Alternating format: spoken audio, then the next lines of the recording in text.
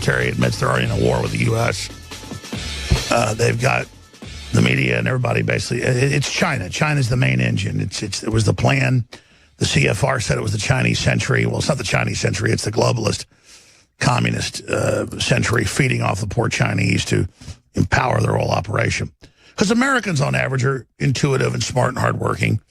But the Chinese are intuitive, smart, and hardworking as well, but they're enslaved. So it is definitely a power slave scenario. I want to go to Antoine, Robert, Dennis, Robert, Patrick, George, Alexander, Craig, Tony, Brandon, Eric, and others. Eric in Michigan, Eric in the great state of Michigan, you are back on the air or calling in on the show. Welcome. Go ahead.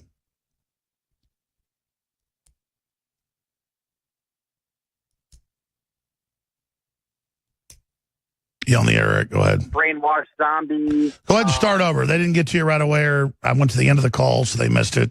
Let's just start over. Go ahead. Alex, I just wanted to kind of touch base on when you brought up, to call in as a first-time caller. You were going on about Hillary and how she's going to try to possibly run for 2020 and sending out emails and to her supporters and followers. And yeah. I think it's absolutely ludicrous. I mean, we all know she's crooked as, she's more crooked than anybody's front tooth I've ever seen. And she's crookeder than a dog's back leg. You know it. Anyway, so we'll see. We'll see how that plays out. I mean, if she does, it's going to be a. Well, the thing failure. is, she's definitely raising money for it. She says she's telling her constituents, get ready. That it shows the arrogance, though. Like, it just shows how disconnected from history they are. And the crazy thing is she doesn't give a damn about the people or any, excuse my French, or anything, that has to do with America or the constituents that live in this country or even the people that vote for her. I mean, at the end of the day, they're just thrown to the wolves, if she's in office. So, I'm thankful to be in Trump's America. I'm glad we were able to pull it off. And, I agree. I agree with you, but I've got an article here out of the Oregon Live. Organizers of pro-gun rallies lament low turnout.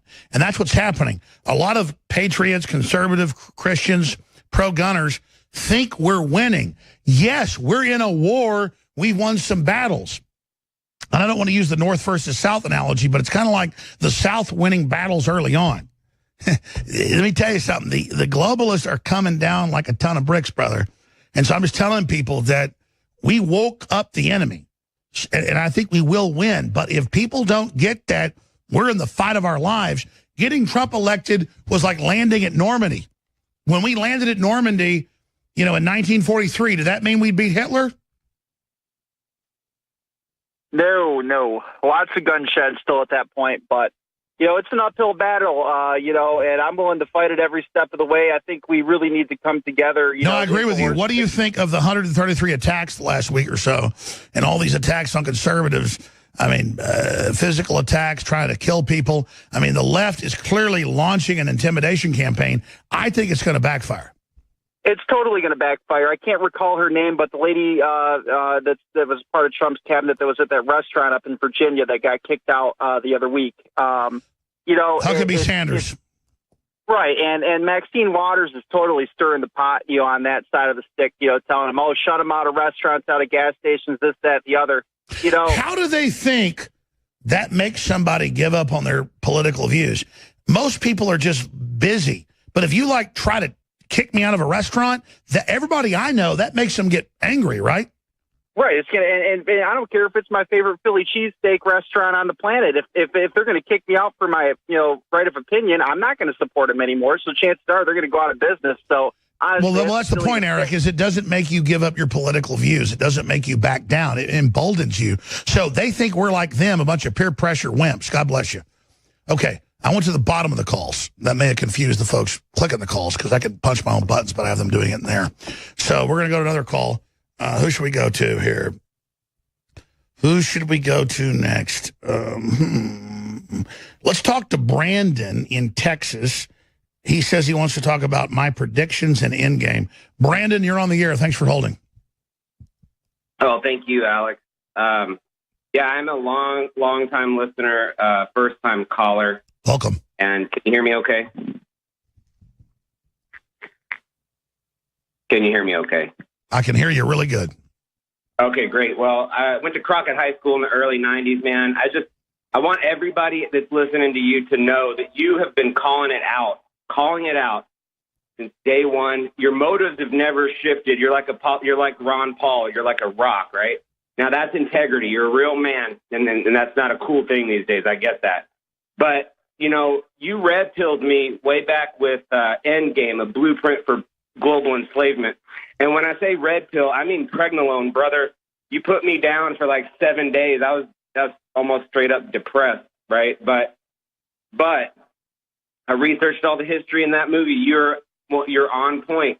Everything that's unfolded in this day-to-day bullshit. I'm not a political person, but I have become a political person because these things are unfolding day by day. Just like we're going to let you go, but I appreciate your call. We can't have cussing because we got to delay it once. You cuss again, we got to let you go. But that's the thing, is I'm not that smart. The globalists have all written their battle plans. They're carrying them out. They're anti-human. We need to be aware of it, and then you need to make a decision which side you're on. Let's go to a caller in Illinois. Let's go to Antoine in Illinois. Antoine, thanks for calling. Go ahead. Hello, Alex. How are you? This is Antoine in Illinois. How are you, brother? How are you doing? I'm good, man. Good to talk to you. It is such a pleasure to finally connect with you, my friend. I would just want to start off by telling you I am so proud of what you and your organization have done. Years ago, when I was a college student at Northern Illinois University, some colleagues of mine, we did the same thing you did on the college level in the late 80s and the early 90s. And I wanted to know if you were familiar with a mentor of mine by the name of Stephen Coakley. He was a political activist, African-American from the Chicagoland area.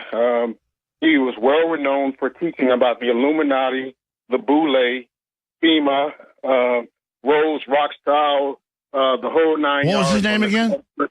His name is Stephen Coakley. Now, he's passed on now. But his name the name seems familiar. For people who know about the Boule, that's the African-American version of the Masons that they then kind of try to use to control people, right? That's exactly right. Stephen Coakley was very known for that on the grassroots level, very popular. Again, he was my mentor, along with I know you're pretty good friends with Brother Minister Louis Farrakhan. But I just wanted to see if you were familiar with him because he was doing this before there was a Facebook, YouTube. Yes, no, I mean, I remember the name. And as for Louis Farrakhan, he's a great brain, very, very smart person. And the media kind of takes out of context what he says. But I want to have peace. I want everybody to do great. And I think that Farrakhan does understand the larger picture. And I know he's been involved with Kanye West behind the scenes, the rest of it. I know Farrakhan told me point blank, and I said, is this off record? He said no, but he didn't say it on camera, that he liked Trump.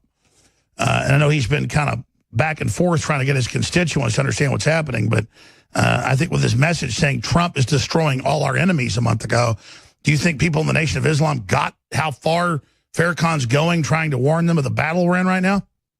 I do. I think it's going to take more teaching about that. One of the reasons why I was really glad to see Trump run for office, because he was trying to break the stranglehold that many of the politicians have had on this country for years, including Hillary. Well, exactly. Trump is very, not simple in the word simple, but very straightforward. He wants prosperity for everybody. He does not look, he looks who a person is. Like Martin Luther King said, like not the color of the skin, who they are. And Farrakhan looks right at me and said, no, I think Trump overall is going to shake the system up, is going to win. In case you haven't heard, InfoWars has become the most influential media outlet in America. We're making freedom go viral. And now we are proud to announce a new weapon in the epic battle against the globalists. InfoWars Prime, where you can watch live high-definition feeds of The Alex Jones Show, plus exclusive insider videos from the InfoWars crew and behind-the-scenes action. Go to InfoWars.com/app and download today. today. InfoWars Prime is available right now for your iPhone or Android. You will have access to exclusive videos that you can't see anywhere else. And that means live coverage of events and breaking news on location as it happens. You can also take advantage of amazing deals from the InfoWars store that are only available for InfoWars Prime subscribers. That's InfoWars Prime at Infowars.com/app. And if you can hear my voice, you are the resistance.